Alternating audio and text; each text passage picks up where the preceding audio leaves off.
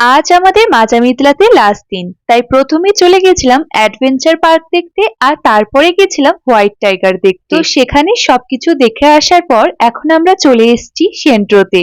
আর সেন্ট্রোতে এসেছি fridge magnet নেব আর তার সাথে সেন্ট্রোতে যে চার্জটা থাকে সেটা আজ দেখবো। সেন্ট্রোতে যেহেতু প্রচুর দোকানপাট থাকে তাই আমরা ভেবেছিলাম বাড়ি যাওয়ার পথে সেন্ট্রো থেকে আমরা ফ্রিজ ম্যাগনেটটা কিনে নিয়ে যাব। আর এখানে দেখো কত ধরনের ফ্রিজ ম্যাগনেট রাখা আছে আর এত সুন্দর দেখতে প্রত্যেকটা ফ্রিজ ম্যাগনেট যে কোনটা ছেড়ে কোনটা নেব সেটাই ভেবে উঠতে পারছি না। আসলে এই দোকানে যা সব আছে সবই দেখতে খুবই সুন্দর, তাই ফাইনালি আমরা আমাদের মতো করে একটা ছোট্ট ফ্রিজ ম্যাগনেট পছন্দ করে নিয়েছি। আর এই দোকান থেকে কিন্তু আমরা সবাই মিলেই ফ্রিজ ম্যাগনেট কিনেছি।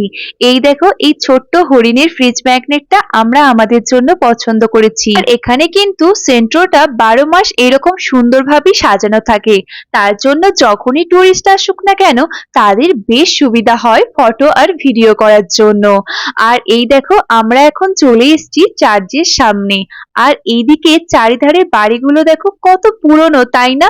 আসলে সেন্ট্রোটা অনেক পুরনো হয়, তাই এখানকার বাড়িঘরগুলো একদম পুরনো দিনের মতো। চারিপাশটা একটু ঘুরে নিয়ে কিছু ফটো আর ভিডিও করলাম। তারপরে আমরা সবাই চলে এসেছি এখন চার্চের ভিতরে। আর চার্চের ভিতরটা দেখো কত সুন্দর সাজানো আর চারিদিকটা কিন্তু খুবই শান্ত পরিবেশ। চার্চের ভিতরটায় ঢুকে মনটা একদম শান্ত হয়ে গেল, খুবই ভালো লাগলো এখানে এসে।